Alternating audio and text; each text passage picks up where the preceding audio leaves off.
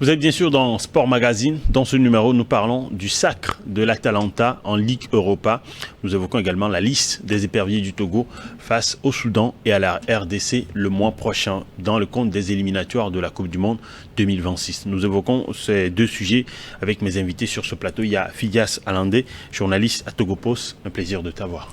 Un plaisir d'être sur ce plateau, Helmut. On a également une légende, une star, l'ancien international togolais et gardien des éperviers du Togo, Dodo Bilali. Un plaisir toujours de t'avoir dans cette émission. Bonjour Helmut. Bonjour mon gars. Merci Alors, de m'avoir invité. Le plaisir est pour moi spécialement et puis pour nos chers téléspectateurs. On va parler d'abord, pour commencer, de la série d'invincibilité brisée par l'Atalanta. C'était face à Leverkusen. Leverkusen qui était sur une série de 51 matchs sans défaite au cours de la saison. Ça faisait sur les 12 derniers mois, ils n'ont pas perdu, si ce n'est que cette victoire 3-0 de l'Atalanta en finale de la Ligue Europa qui a eu raison d'eux. Et donc l'Atalanta, mené par l'international nigérien Ademola Lookman, un triplé, leur permet donc de remporter cette victoire 3-0 en finale de la Ligue Europa. Un premier sac européen pour la DEA, comme on les appelle également en Italie. Fidias, comment tu as trouvé cette impressionnante performance des Italiens en finale? Oui, vous savez, l'Atalanta Bergame, ça fait depuis quelques saisons qu'ils sont à un niveau assez, bon, je ne vais pas dire exceptionnel, mais ils montent en crescendo. Ils avaient fait déjà les quarts de finale de la Ligue des Champions, souvenez-vous, il y a 4 ans de cela. Du côté de Lisbonne, éliminé par le PSG. Et hier, face à l'équipe de Leverkusen, on a vu tout simplement une équipe de l'Atalanta Bergame qui avait beaucoup plus d'envie, qui, appelons-le, ils sont 6e de Série A, donc ils avaient besoin automatiquement d'une victoire en Europa League pour se qualifier directement pour la Ligue des Champions. Ils avaient tout à gagner et de l'autre côté, ils avaient tout à perdre et de l'autre côté, côté Leverkusen, eux, ils avaient tout à gagner. Donc c'est l'équipe qui avait tout à perdre qui a gagné hier face à Leverkusen. Maintenant, s'il faut revenir à ce qu'on a vu dans le match, on a vu une équipe de l'Atalanta Bergame très dynamique dès le début du match et ils ont profité surtout de ce qui est devenu aujourd'hui le point faible du Bayern Leverkusen. Pourquoi je dis le point faible? Depuis, si vous le constatez bien, depuis le titre promulgué officiellement pour le Bayern Leverkusen, on a constaté qu'il y a quelque chose, il y a comme un manque de concentration dans les débuts de match du Bayern Leverkusen. Une suffisance. Ils sont pas souvent concentrés. C'est-à-dire, depuis qu'ils ont gagné le titre et qu'ils savent que maintenant ils jouent pour les invincibilités qu'on sort, ils ne sont pas forcément concentrés sur les débuts de match. Vous allez voir que c'est pourquoi les derniers matchs qu'ils ont livrés, c'est des victoires au bout du temps réglementaire. Ils sont menés 2-0, après ils reviennent. Et même, vous l'avez vu, en demi-finale, retour, ils ont failli ne pas passer face à l'AS Roma. Ils étaient menés 2-0. 2-0 avant de revenir. Et là, lorsque l'état physique ne suit plus, lorsque le mental est, bon, je ne vais pas dire le mental est touché, mais lorsque on est complètement relâché, lorsqu'on sait que, bon, une victoire en Europa League ne serait qu'un bonus, il y a forcément un peu de relâchement dans le jeu. Vous voyez très bien au niveau des pressings, il n'y avait pas forcément le pressing, le gegenpressing à l'allemande qu'on connaît, que les hommes de Xabi Alonso avaient instauré depuis le début de la saison. Manque de pressing sur l'adversaire et de l'autre côté, l'Atalanta Bergame en a su profiter. Et c'est logique que cette équipe-là s'impose 3-0. Alors, Dodo, pourquoi Xabi Alonso, l'entraîneur espagnol, il n'a pas réussi ce coup, selon toi? Il parlait de l'état physique des joueurs. Ça a joué énormément? Moi, je dirais plutôt qu'il n'y avait pas eu un remaniement au niveau de l'équipe parce que il faut dire aussi qu'ils ont fait une saison formidable et l'équipe était performante. Et puis, il faut dire aussi l'état physique compte. Il y avait eu cette charge mentale aussi. Bon, mon confrère, il disait tout à l'heure que c'était juste un bonus. L'Europa League, je pense pas parce que ils étaient à fond dedans. Mais bon, le corps ne suit plus parce que moi, je serais à la place de Xavi. J'allais faire jouer l'équipe, la meilleure équipe en forme physiquement. Et puis, petit à petit, ramener les anciens pour camoufler les lacunes. Vous voyez un peu? C'est quand même, il y a beaucoup qui étaient étonnés de voir Amin Adli en numéro 9. C'est vrai que c'est sur les derniers matchs, il a montré tout ce qu'il avait comme talent. Mais il y avait sur le banc Victor Boniface, le Nigérien, et puis il y avait Patrick Schick également, qui est un buteur. Il faut voir aussi que l'Atlanta, il y a des joueurs qui avaient faim, comme Lookman.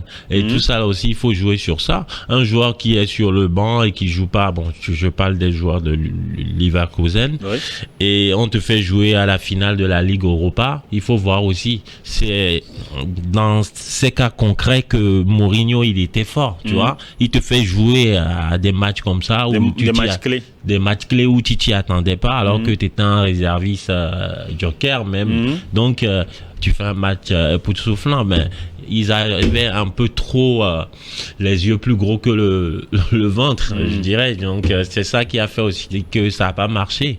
Moi, c'est mon avis perso, parce que ils étaient fatigués mentalement. Tu voyais, les joueurs étaient un peu à la ramasse. C'était difficile. En plus, ils étaient 2-0 avant la mi-temps. Bon, tout le monde disait ça va aller, mais moi. Ils nous ont habitués à cela. Oui, ils ont habitué le public à cela, mais le problème c'est que eux, ils étaient à cheval.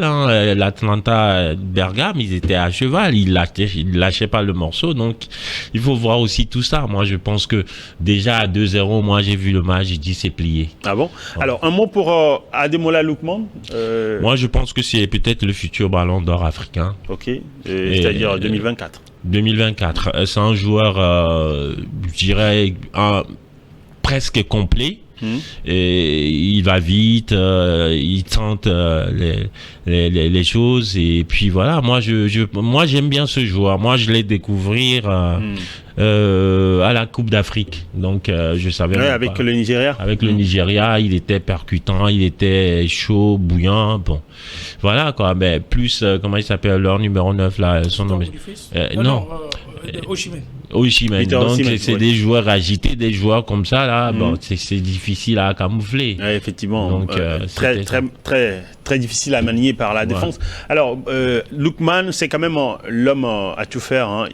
Il est milieu de terrain, mais il joue encore ailier aussi. Et il était à Leicester, Fulham, on le disait en off tout à l'heure.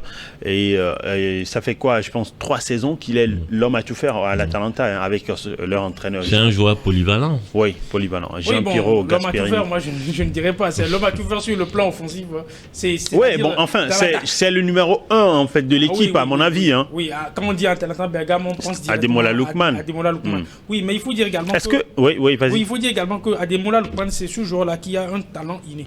Quand vous voyez ses prises de balle, quand vous voyez ses contrôles, quand vous voyez la manière dont il fixe les défenseurs, quand vous voyez, il inspire la terreur. Ces gens de joueurs-là, il n'y en a pas beaucoup. Et on devrait être heureux, nous les Africains, sur le continent, d'avoir un joueur comme ça, un magicien, capable de, je dirais, je ne veux pas dire Okocha, parce qu'Okocha, il est comparable, il est le seul sur sa planète. Mais Ademola Lookman, ce qu'il a en termes de technique, en termes de vitesse, quand tu vois son profil, tu n'as pas l'impression que c'est quelqu'un qui peut beaucoup courir, mais en termes de réaction et de replacement. En termes de placement, mais le sur 100 mètres plat, tu le retrouves pas. Quand il prend le ballon, il a une très bonne conduite de balle, et ça, j'adore ça. Ça, c'est la preuve. Ça, c'est aussi ça, le football moderne, les jeux de transition. Lorsque vous avez un joueur qui a une très bonne conduite de balle, quand il prend le ballon, il peut casser 2, 3, 4 lignes et qu'il va servir les attaquants, ou lui-même il peut finir sur une frappe enroulée. C'est exceptionnel. Et aussi, c'est un monsieur sur le plan personnel que moi je trouve très humble, très calme, même si jamais de vague. Hein. Il n'est agité que peut-être sur le terrain, parce que moi j'ai beaucoup vu, j'ai suivi ses conférences. De presse. Les conférences de presse, lorsqu'il veut répondre aux journalistes. Vous imaginez, moi j'ai connu des joueurs africains. Vous savez, on dit ouais, les joueurs africains, quand ils réussissent, ils prennent la grosse tête. Vous imaginez certains joueurs africains que moi je connais bien sûr, dont je ne citerai pas le nom, mettre un triplé en finale d'une compétition européenne et qu'on lui tend le micro. Vous imaginez la punchline qui va sortir. Lui, il a toujours la tête sur les épaules. Ça veut dire que c'est un monsieur qui est ambitieux. Il ne trouve pas peut-être cette triplé là en finale de l'Europa League comme étant extraordinaire. Peut-être extraordinaire pour lui, pour un fin soir. Mais pour ses objectifs, peut-être qu'il a encore beaucoup plus loin. Il a faim. Il a faim, c'est très bon pour le football. Tu le penses aussi, finale de la Coupe d'Afrique, perdue face à la Côte d'Ivoire. Il était en finale. Ils ont perdu la finale face à la Juventus 1-0. Oui. Quelques jours avant donc cette finale même de la Ligue Europa, champion d'Europe avec en C3. Tu le vois aussi, joueur africain de la CAF? Bon, joueur africain de l'année, je pense que c'est peut-être un peu tôt pour le dire. C'est vrai, il a fait une bonne saison, mais quand vous voyez... Lookman? Lookman, oui, vous basculez du côté de la série A, c'est pas sur le plan statistique, c'est pas un monstre, c'est pas quelqu'un qui inscrit, c'est pas moi. Mais là, tu voudrais le remettre à qui? Brahim Diaz? C'est tôt. C'est pourquoi je dis à Kevin Denke, oui. le Togolais. C'est pourquoi je dis que c'est un peu tôt, parce qu'aujourd'hui, il n'y a pas un favori qui se dégage en tant que tel. Il y a une semaine de cela, sans ce triplé en finale, sans cette victoire en Europa League, il n'était même pas dans la course. Ouais, bien sûr. Beaucoup n'en parlaient même pas, on parlait plutôt de Pierre-Emerick Aubameyang, on parlait Kevin Denke. Certains sont partis même sortir Odilon Koussounou parce qu'il aurait tout gagné. Il a gagné la CAN avec la Côte d'Ivoire. Il aurait peut-être pu gagner l'Europa League. Tellement les gens voyaient le Bayern Leverkusen champion qu'on voulait déjà remettre le ballon d'or africain à Odilon Koussounou, qui, moi, je ne trouve pas assez extraordinaire pour aller chercher un ballon d'or en tant que défenseur. Il y a eu des meilleurs défenseurs que ça qui n'ont pas gagné sur le plan africain, sur ce continent. Du coup, ce ne serait pas une catastrophe si Koussounou ne gagne pas. Maintenant, pour clore, je pense que le début de saison, le joueur qui saura se démarquer le joueur qui apportera un plus, surtout au niveau de la sélection et au niveau de ses performances en club, pourra prendre le dessus et gagner le ballon d'or. Mais pour le moment, la course est serrée. Très serrée. Un mot à ajouter avant qu'on ne quitte ce sujet? Oui, tout à l'heure, il disait par rapport à Lookman, mais il me fait penser aussi au joueur qui est parti de Rennes, qui est à Man City actuellement. Jérémy Doku? Oui, Doku. Ouais. Il me fait penser. Un danger, un danger public. En termes africains, on dit il a du gris dans les jambes. C'est-à-dire qu'il a le ballon, tous les défenseurs sont sur les nerfs. Il me fait penser à lui, même profil, même coupe de cheveux. Ah non, peut-être il a peut-être ton petit frère, parce que même coupe de cheveux. Alors, mais je pense que Doku, il est un cran au-dessus, un peu. À mon avis. Non. Médiatiquement. Non. C'est le club qui est au-dessus, c'est tout. On l'a mis quand même un peu, En tout cas, Lookman, il a énormément d'expérience, il faut le dire. Les Français, ils ont là. Alors, on va parler des éperviers du Togo. Paolo Duarte, le sélectionneur des éperviers, a publié la liste de son équipe ce 23 mai 2024. On a d'ailleurs la liste là à l'écran et on va en parler tout à l'heure. Le Togo va affronter le Soudan le 5 juin. Oui, le Soudan du Sud. Oui, le Soudan du Sud. La RDC le 9 juin. Voilà, la RDC à Kinshasa. Voilà. Alors, Obilali, il y a d'abord, tu disais par rapport à la liste, il y a combien de locaux? Il n'y a que 2 joueurs locaux. 2 joueurs locaux, un gardien et puis... j'oublie son nom. En tout cas, le défenseur de l'ASK. Le gardien et le défenseur, Il y a le joueur de Gomido qui n'est plus sélectionné, Zonor, qui est absent de la liste, mais il y a eu des retours également. Donc on va en parler tout à l'heure. On va revoir la liste à l'écran avec la partie technique. Mais si, alors... Là, on a Kevin Denke. On va évoquer Kevin Denke d'abord avant d'évoquer les autres joueurs. Kevin Denke, une saison incroyable. Fidias? Oui, Kevin Denke, très bonne saison. Soulier d'ébène, meilleur joueur africain évoluant du côté de la Belgique. Très très bonne saison. Maintenant, va falloir confirmer avec l'équipe nationale du Togo. C'est vrai, ces derniers temps, il a marqué aussi avec l'équipe nationale du Togo. Mais on attend dans ces matchs-là qui comptent. Face au Soudan du Sud et face au Congo, où sera sûrement face à les meilleurs défenseurs pas sur le continent, des défenseurs comme le défenseur de l'OM. Comment il s'appelle là? Pourquoi c'est terrible, hein? Oui, son nom m'échappe. Mais t'as l'image, mais t'as pas le nom. Je vois qui c'est. Le capitaine. La justice de Dieu. Les gens ne connaîtront pas le nom. La justice de Dieu. Ouais, la justice de Dieu. Voilà. Chancel Mbemba. Voilà. Ça c'est. Ouais, parce que tu fais référence à sa dispute avec Walid Regragui. Voilà. Donc c'est des défenseurs. C'est des joueurs très expérimentés, surtout troisième. Ils ont été battus. Quatrième. Lors de la Coupe d'Afrique des Nations tout récemment. Par l'Afrique du Sud. Voilà, ils ont beaucoup de certitudes. C'est une équipe qui roule bien. Et c'est une équipe qui, historiquement, ne nous réussit pas beaucoup. Je l'avais dit, je pense, ici, il y a quelques mois de cela. C'est une équipe qui ne nous réussit pas historiquement. Je pense que la dernière victoire du Togo face à cette équipe-là, c'était en 2014. C'était justement lors des qualifications pour la Coupe du Monde 2014. On avait battu 2-1 grâce à un but de, je pense, c'est Baquet à la dernière minute. Donc, c'est une équipe qui nous a battu à la CAN 2017, qui nous a battu à la CAN 2006. Donc, ils sont historiquement, c'est une équipe qui nous gagne souvent. On a beaucoup plus de chance avec l'autre Congo de l'autre côté du fleuve qu'avec le Congo qui fait ça. Mais je veux bien croire que sur la très bonne série sur laquelle nous sommes, avec 8 matchs sans défaite actuellement, je pense que nous pouvons quand même arriver à ce match-là. Je ne délaisse pas le match face au Soudan du Sud pour dire que nous allons forcément gagner. Mais je pense que face au Soudan du Sud, on est un peu... C'est-à-dire que le match... Mais le vrai match qui nous attend, il n'y a pas de petit match. Je ne veux pas me faire fusiller par les gens. Il n'y a pas de petit match. Mais le vrai match, le grand match qui nous attend, c'est au stade des Martyrs du côté du Congo. Un stade très hostile aux visiteurs qui arrivent. Alors, on va évoquer les 2 matchs tout à l'heure, hein, peut-être en deuxième partie. Mais Obilali, tu as un mot à dire par rapport à cette liste où il n'y a pas assez de joueurs locaux? Oui, bon, tout à l'heure, peut-être j'ai trop vite parlé aussi en off, mais je pense aussi que le coach, c'est par rapport à notre championnat aussi, et par rapport à l'activité sportive, comment ça se passe. Le championnat à l'étranger est plus huppé que le championnat togolais, soyons sérieux. Donc je pense que c'est ça aussi qui fait que il n'y a pas beaucoup de joueurs qui se démarquent.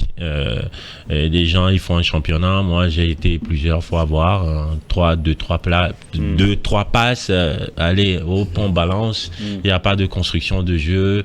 T'as l'impression, je suis désolé, hein, je sais que je vais me faire incendier, mais c'est une réalité.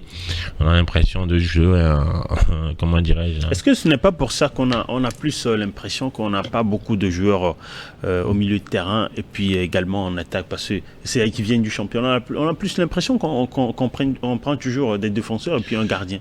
Non, vous n'avez pas remarqué que dans le championnat, on prend toujours des joueurs qui sont démarqués, qui se démarquent.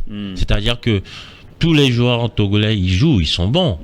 Mais on prend ceux qui se démarquent. C'est-à-dire qu'ils sont au-dessus du lot, quoi.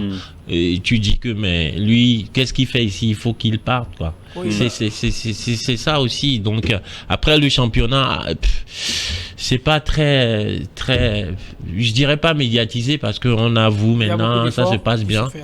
Ouais, exactement. Oui, mais moi, je dirais aussi qu'il y a, ce que je dirais, beaucoup de concurrence. Oui, beaucoup de concurrence au milieu de terrain et au niveau de l'attaque. Il n'y a même pas de concurrence. Non, quand je parle de la concurrence, je ne parle pas... C'est-à-dire en termes de sélection. Je ne veux pas dire que ceux qui sont présents soient des années-lumière de ceux qui sont absents. Non, mais ce que je veux dire, c'est quoi? C'est que les secteurs où nous avons vraiment besoin de renforts, il n'y a pas mieux que ceux qu'on nous envoie, et il n'y a pas mieux que eux qu'on peut trouver dans le championnat. Moi, j'ai eu la chance de suivre quelques matchs du championnat. Et comme l'a dit Obi, il y a du chemin, il y a vraiment beaucoup de l'amélioration à avoir du côté des joueurs locaux pour pouvoir espérer aller concurrencer. Et aussi, il ne faut pas oublier quelque chose, il y a le lobbying qui joue. Vous savez, il y a certains joueurs qui sont dans des championnats, dans des pays où, bon, Irak, je sais pas moi, partout, mais qui ont un lobbying et ils essaient de faire de la communication. Vous allez voir, par exemple, moi, des fois, là, je souris. On veut faire le bilan des joueurs togolais évoluant à l'étranger. On dit tel joueur X, il a joué tel nombre de minutes. Ça veut rien dire. Il a marqué, il a fait pas décisif, il a fait quoi? On ne sait pas ce qu'il a joué. Moi, il a joué 40 minutes, il a joué 50... Tout ça, c'est de la communication. Mettre dans la tête des gens que ce joueur-là, il joue. Ce n'est pas un joueur qui n'a pas du temps de jeu. Et donc, c'est comme ça qu'ils arrivent à s'imposer devant les locaux. Alors, on va observer la pause. On va revenir dans la deuxième partie. On aura à éplucher la liste de fond en comble. 2 joueurs locaux, précisément. D'abord, il y a Mazamaeso Kabataouli, qui est le gardien de la SK, comme tu l'as dit. Et puis, il y a aussi...